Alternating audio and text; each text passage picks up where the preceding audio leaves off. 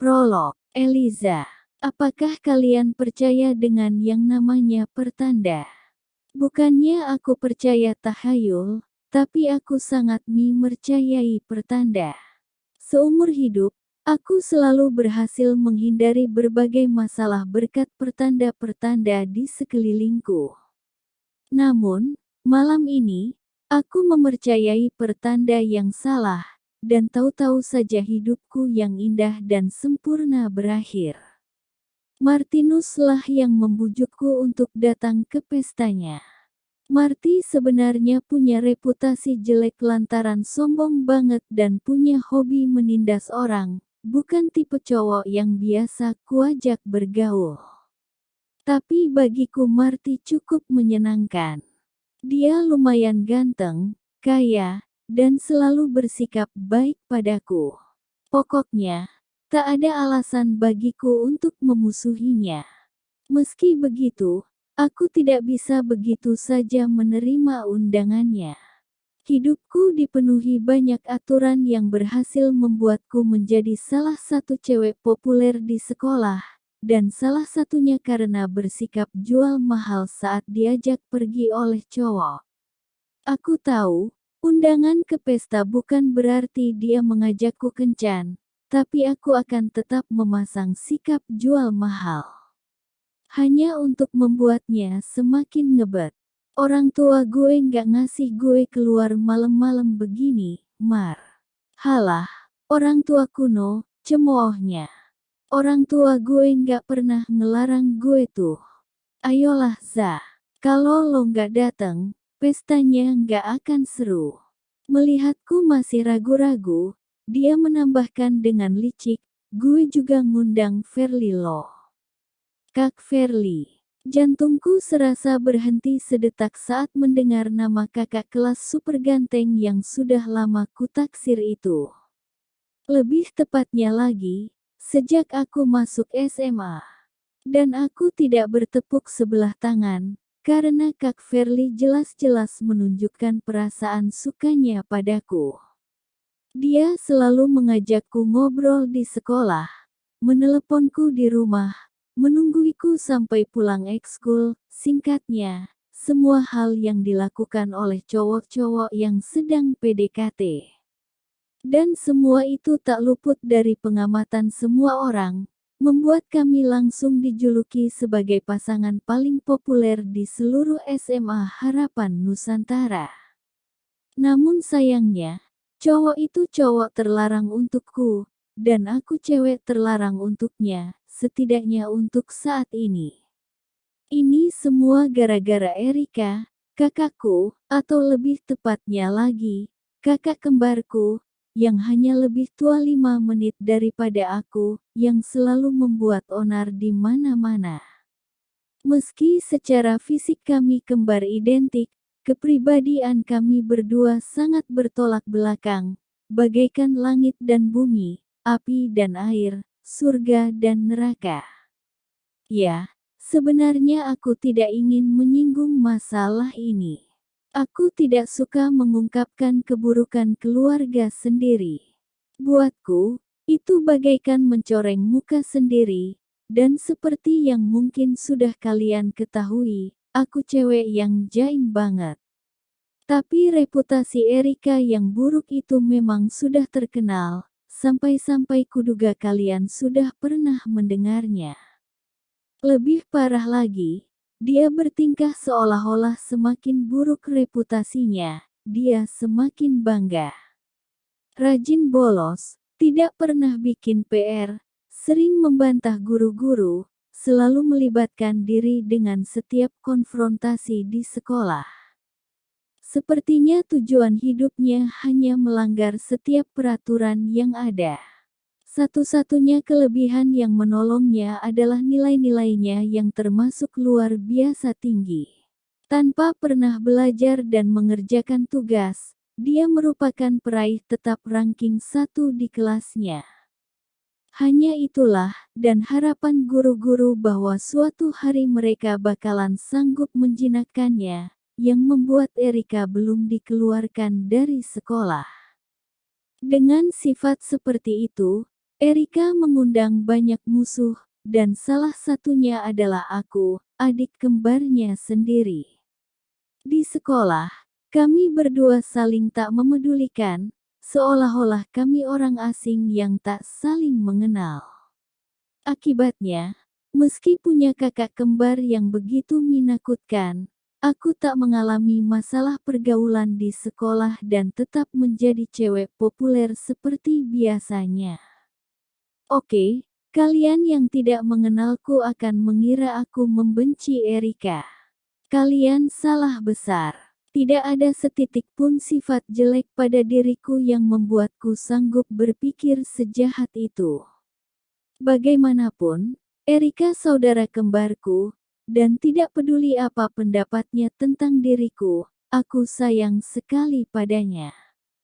Itulah sebabnya aku menggunakan setiap waktu yang kupunya di rumah untuk menegurnya dan memberinya tips-tips supaya dia bisa berubah jadi cewek yang jauh lebih baik. Kalau aku menghindarinya di sekolah, itu hanya karena aku tidak ingin tertimpa masalah akibat ulahnya yang luar biasa banyaknya. Lagi pula, aku sadar bahwa semua yang dilakukan Erika akibat rasa iri hati dan kecemburuannya padaku. Yah, kan bukan salahku kalau sedari kecil aku selalu lebih disayang orang tua kami, guru-guru kami, juga teman-teman kami. Bukan salahku kalau aku dianggap jauh lebih cantik, lembut, dan menyenangkan. Bukan salahku kalau semua orang menertawakan Erika karena dia kalah dalam segala hal dibanding saudara kembarnya sendiri. Jujur, aku kasihan pada Erika, tapi aku juga kesal padanya. Seandainya saja dia mau mengikuti dan meneladaniku, nasibnya tak akan seperti ini. Kami kan saudara kembar, jadi seharusnya tidak sulit berpura-pura menjadi seperti aku. Tapi setiap kali aku menyarankan hal ini, dia malah ngambek, bersikap menyebalkan, dan menganggapku musuh terbesarnya. Jadi, sebenarnya semua ini salahnya sendiri, kan? Dan sekarang, kejadian yang melibatkan Kak Verly makin mempertajam permusuhan kami. Sebenarnya aku juga tidak tahu apa yang terjadi. Pokoknya, tahu-tahu saja seluruh sekolah sudah heboh saat aku tiba di sana. "Hai, ada apa pagi-pagi begini?" Tanyaku sambil mendekati mading, tanpa menyadari bahwa semua orang langsung membuka jalan untukku. "Kok ramai sekali?" Ada yang seru. Kata-kataku terhenti begitu saja. Mataku tertuju pada foto yang ditempelkan dengan sembarangan di atas mading yang tertata rapi. Tanda keberadaan foto itu belum mendapatkan persetujuan dari pihak sekolah. Itu adalah foto Kak Verly bersama Erika pada malam hari. Tangan Kak Verly melingkari bahu Erika, tatapan mereka terlihat tegang, seolah-olah takut dipergoki atau apa. Pemandangan itu langsung membuatku mual. Aku bisa mendengar bisikan-bisikan tertahan di sekelilingku. "Idih, amit-amit, gak cukup jadi anak rusak, sekarang jadi cewek gak bener." Nyambernya cowok adiknya, lagi. "Cih, gak tahu malu. Kayak lo gak tahu aja. Erika kan udah naksir Verly setengah tahunan ini." Kasian tuh si Lisa. Kayaknya udah mau nangis. Gimana nggak nangis? Gue kalau punya kakak kayak gitu, udah bunuh diri dari kapan-kapan, kali. Ya, ucapan mereka memang betul. Rasanya sedih dan malu banget dikasihani seperti itu. Kenapa Kak Verly dan Erika tega membuatku berada dalam posisi seperti ini? Bukannya aku tidak tahu Erika juga menyukai Kak Verly. Maksudku, bukan sekadar suka. Hal itu tak sulit ku ketahui, karena Erika bukan tipe cewek yang hobi bermanis-manis dengan cowok yang tak disukainya. Tentu saja, dia juga bukannya langsung menjelma menjadi cewek feminin saat bersama Kak Verly. Tapi aku bisa merasakan suasana hatinya yang berubah lebih cerah dan lembut saat dia berdekatan dengan Kak Verly. Ya, kami kan saudara kembar. Wajar kalau kami bisa saling merasakan suasana hati. Ini juga yang membuatku mengenal isi hati Erika jauh lebih banyak daripada yang ditampakkannya. Tapi kukira dia tak bakalan mendekati Kak Verly demi aku. Dan kukira Kak Verly juga tak akan menyentuh Erika karena sudah memilihku. Tapi kenapa? Tidak, aku tidak boleh kehilangan kendali di sini. Aku adalah Eliza yang populer dan percaya diri. Aku tidak akan menjadi korban yang memalukan. Setelah berhasil menenangkan diri, aku menebarkan senyum ke sekelilingku dan berkata, "Ya ampun, memangnya kenapa kalau mereka jalan berduaan? Kan itu nggak berarti ada apa-apa di antara mereka.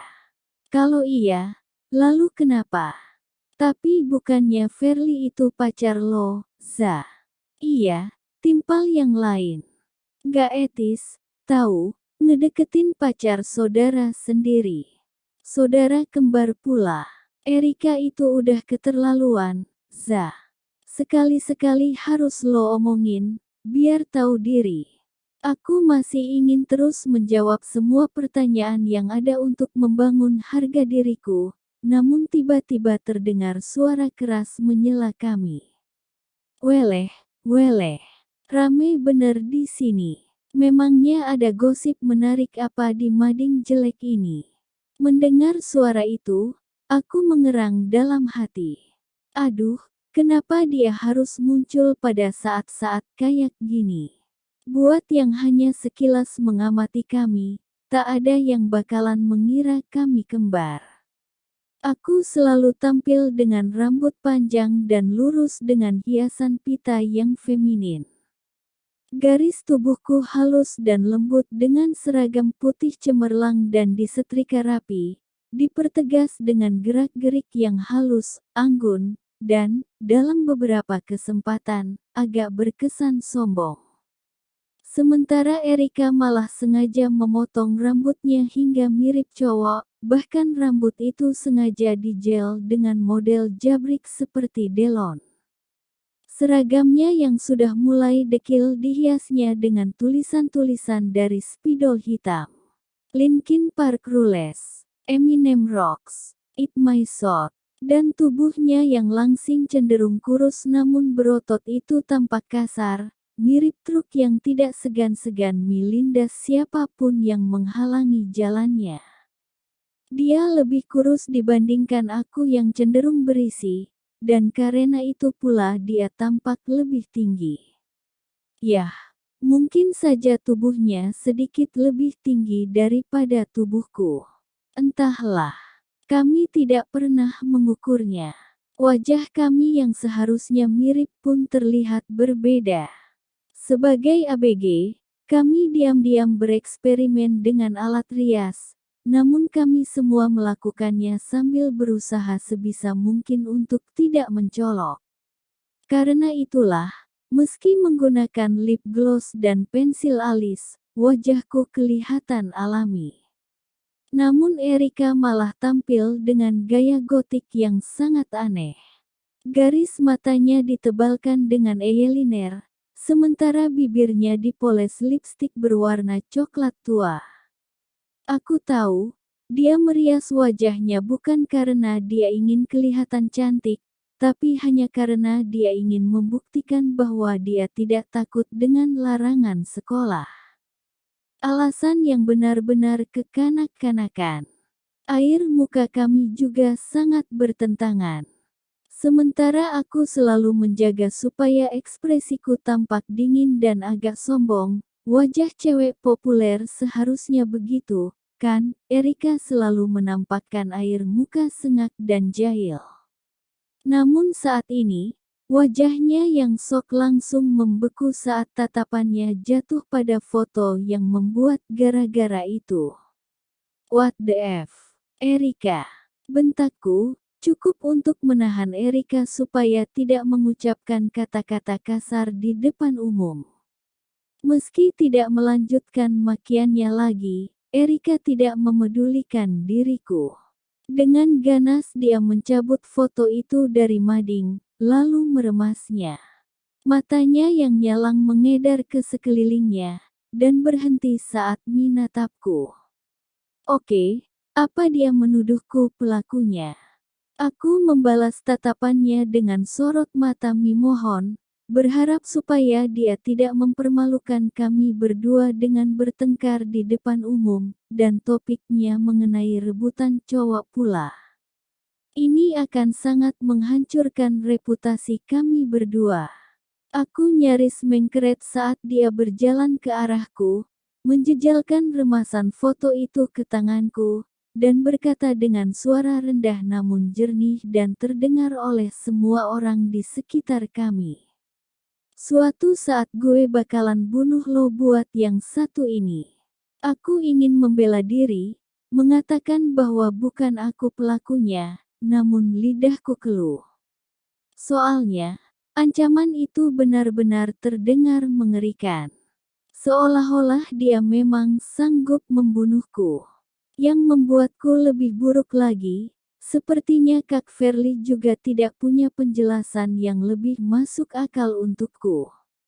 Sorry, Za, ucapnya penuh sesal. Kamu cuma perlu tahu kalau semua ini hanya kesalahpahaman. Gak ada apa-apa antara aku dan Erika kok. Sumpah. Sebetulnya, hanya penjelasan itulah yang kubutuhkan. Aku percaya pada Kak Verly. Dia bukan cowok yang gampang berpindah ke lain hati. Masalahnya, setelah semua kejadian itu, aku tidak mungkin tetap bersikap seolah-olah aku pacar Kak Verly lagi. Bisa-bisa semua orang menertawakan aku, Kak Verly, dan Erika karena cinta segitiga yang memalukan ini. Jadi, untuk menjaga nama baik semua orang, kuputuskan untuk menjaga jarak dengan Kak Verly. Hanya untuk sementara waktu kok. Sampai gosip soal Kak Verly dan Erika lenyap dengan sendirinya. Atau mungkin aku harus melakukannya sendiri. Maka, saat Marty mengatakan Kak Verly akan datang ke pestanya, terlintas dalam pikiranku bahwa ini kesempatan yang sangat tepat untuk mendapatkan Kak Verly kembali. Aku sama sekali tidak menyadari bahwa aku akan membuat kesalahan terbesar dalam hidupku. Aku berhasil berdandan dan keluar dari rumah tanpa bertemu dengan Erika. Andai aku bertemu dengannya sebelum tiba di pesta, bisa-bisa dia menggagalkan semua rencanaku. Tapi memang sih, sejak insiden dengan Kak Verly, Erika selalu menghindariku. Itu bukannya cerita baru. Dari dulu Erika tidak pernah suka menghabiskan waktu denganku. Tapi sekarang semuanya semakin parah saja. Perasaanku selalu buruk setiap kali tanpa sengaja bertemu dengannya, dan aku tahu dia juga merasakan hal yang sama. Aku tiba di rumah Marty 3 jam lebih lambat daripada jam undangannya. Jelas dong. Memangnya aku mau cengok di pesta yang masih sepi. Apalagi ini pesta Marty, cowok yang notabene tidak terlalu populer di kalangan anak-anak. Sebagai cewek populer, aku harus jadi orang yang ditunggu, bukan orang yang menunggu. Melihat rumah Marty untuk pertama kalinya, aku jadi kecewa. Rumah Marty tidak spektakuler seperti yang sering dibualkan dan didengung-dengungkannya. Memang sih, rumah itu jauh lebih besar daripada rumah kami semua, tapi desainnya terlalu asal-asalan, nyaris berkesan kampungan. Mau tak mau, kata orang kaya baru, jadi terbersit dalam pikiranku, dan jujur saja, tipe seperti itu bukanlah teman kesukaanku. Di depan pintu, Marty menunggu dengan dada membusung penuh kebanggaan. Kuperhatikan dia hanya berdiri sendirian, tak ada yang sudi menemaninya, membuatku jadi makin menyesali kedatanganku ke sini. Seharusnya aku berteman dengan orang yang lebih bonafide, bukan cowok murahan seperti ini. Eliza, serunya dengan kedua tangan terbentang lebar seolah-olah ingin memelukku. Aduh, lo cakep banget malam ini. Kulemparkan tatapan tajam padanya, dan Marty langsung mengurungkan niatnya sambil tertawa salah tingkah. Setidaknya dia masih tetap bersikap manis padaku. Pestanya boleh juga, ya, kataku sambil mengedarkan pandangan. Yah, mengingat reputasi Marty yang jelek banget, keramaian pesta ini benar-benar mencengangkan. Iya dong, ucap Marty pongah. Semua orang gak sabar pengin melihat rumah gue. Lo tahu sendiri, temen-temen kita kere semua. Kapan lagi mereka bisa bertamu ke rumah sehebat ini? Aku berusaha menahan tawa saat mendengar ucapan Marty yang kelewat sombong. Asal tahu saja, kebanyakan teman-teman kami bersedia hadir di sini bukan karena mereka ingin ikut merasakan kemewahan rumah Marty yang sama sekali tidak mewah-mewah amat ini. Mereka hanya datang karena aku sudah menyanggupi untuk datang. Seperti kata Erika, yang sangat kusetujui, percuma lo show off, Nus, kalau kelakuan lo kayak orang pedit yang lagi susah. Kalau bukan gara-gara omongan lo, gue pasti ngira lo orang paling miskin di sekitar sini, tahu? Ya, agak kasar memang. Tapi itulah Erika. Selalu blak-blakan dan tepat mengenai sasaran. Merasa sudah cukup berbasa-basi dengan Marty, aku celingak-celinguk mencari Kak Verly. Cowok itu ada di mana ya? Sama sekali tidak terlihat sosoknya, padahal biasanya dia gampang kelihatan karena postur tubuhnya yang tinggi. Baru saja aku ingin bertanya pada Marty, tiba-tiba terdengar bunyi perang yang cukup keras.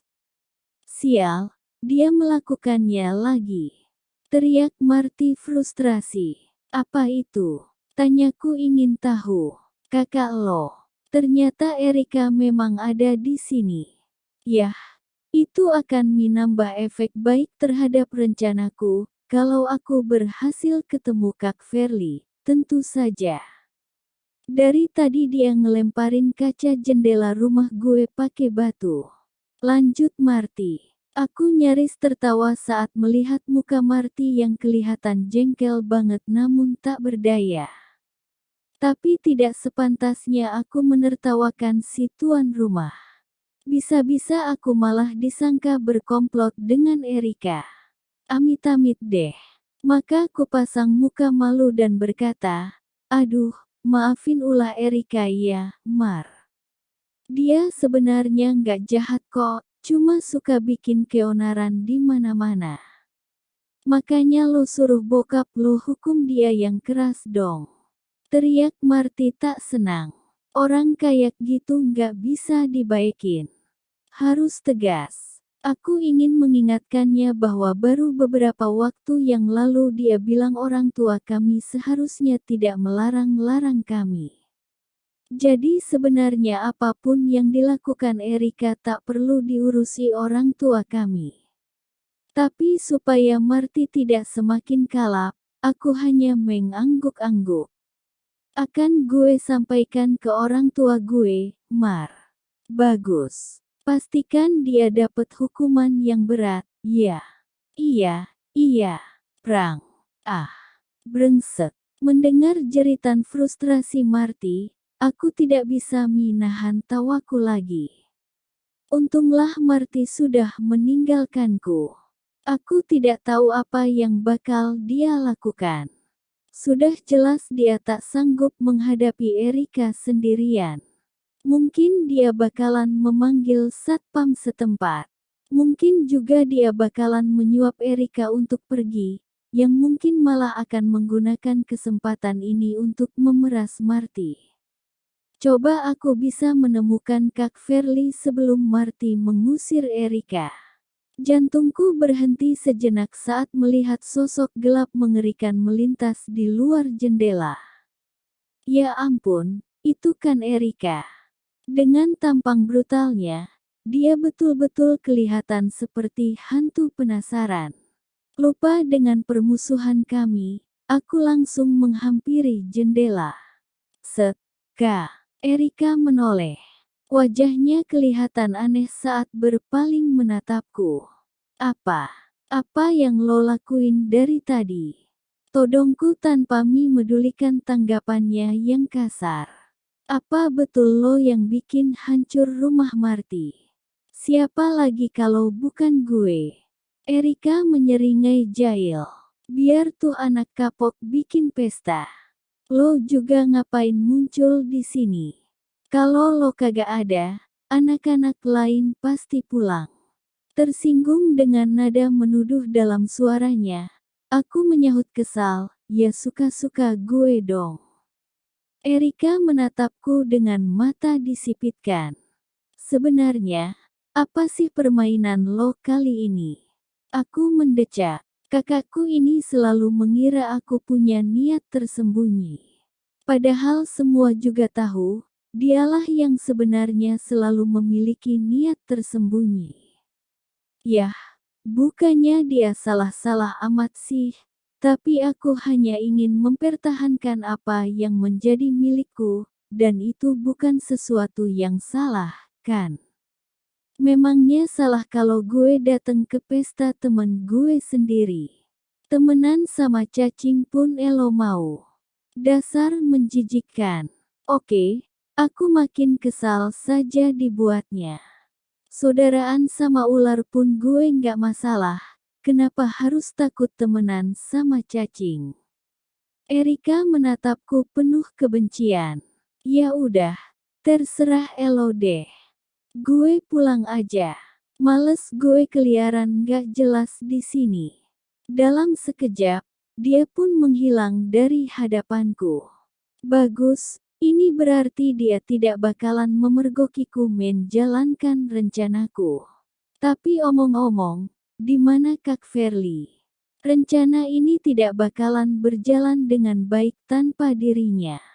Aku berusaha mencarinya di antara keramaian yang memenuhi rumah Marty, tapi cowok itu sama sekali tidak kelihatan. Saat akhirnya aku ketemu Marty lagi, aku sudah sangat berang. Mar, elo sebenarnya nggak ngundang Kak Verly, kan? Tanyaku tanpa basa-basi. Ya nggak, dong, sahut Marty tanpa merasa bersalah. Kalau ada dia, mana bisa gue ngecengin Elo? Gak ada dia pun, Elo gak bisa ngecengin gue, tahu? Ucapku ketus. Tanpa mengindahkan ocehan Marty yang berusaha membela diri, aku keluar dari rumah itu. Gawat, rencanaku bisa gagal total. Tapi tidak juga. Mungkin aku bisa membuat beberapa perubahan. Mungkin. Sambil merenung aku berjalan kaki menjauhi rumah Marty. Terlintas dalam pikiranku tentang orang-orang dari Jakarta dan sekitarnya yang menghilang secara misterius beberapa waktu lalu, termasuk 2 orang siswa sekolah kami, cewek dan cowok dari kelas 12, yang kabarnya berpacaran. Hingga saat ini, orang-orang itu tidak pernah diketemukan, hidup ataupun mati. Memikirkan kejadian itu membuatku bergidik. Tapi aku tetap meneruskan langkahku. Seumur hidup aku selalu beruntung, dan aku yakin malam ini keberuntungan juga akan memihakku. Ketika mendekati sebuah bangunan setengah jadi berpagar seng, mendadak perasaanku jadi tidak enak. Sepertinya ada yang mengikutiku. Aku berjalan lebih cepat seraya menajamkan telingaku. Tidak salah lagi, ada langkah-langkah kaki mengikutiku. Siapakah orangnya? Marty yang menyebalkan itu. Erika yang selalu mencari perkara denganku. Ataukah Kak Verly yang akhirnya memutuskan untuk menyusulku meski sudah rada terlambat? Aku ingin menoleh ke belakang, ingin mengetahui siapa orang yang mengikutiku, tapi aku tahu aku tidak boleh sembrono. Mungkin saja salah satu dari mereka berniat jahat padaku. Kalau tidak, mereka tak akan diam-diam mengikutiku, bukan? Lebih baik aku membelok masuk ke dalam bangunan ini, lalu bersembunyi dan mencari tahu siapa mereka. Setelah itu, barulah aku memutuskan apa yang harus kulakukan dengan semua ini. Aku memasuki bangunan setengah jadi yang gelap, sepi, dan tampak mengerikan itu. Dalam kondisi biasa, aku tak bakalan sudi masuk ke sana dan mengotori diriku. Tapi cewek harus bisa mempertahankan diri. Pada saat-saat seperti ini, aku harus berani melakukan segala yang tak kusukai demi kebaikan diriku sendiri. Banyak tumpukan bahan bangunan di dalam bangunan itu, dan aku segera bersembunyi di balik salah satu tumpukan balok yang ada. Aku mengawasi jalan masuk, bertanya-tanya siapa orang yang sudah membuntutiku. Setelah beberapa saat, tak ada yang masuk, dan aku mulai tak sabar. Apa aku sudah salah menduga?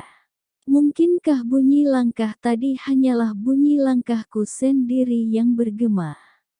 Aku berdiri dan keluar dari tempat persembunyianku, lalu melongokkan kepala keluar jalan masuk. Tidak ada siapa-siapa. Oke, semua ini benar-benar aneh. Mendadak aku menyadari sesuatu. Ada bayangan lain di bawah kakiku.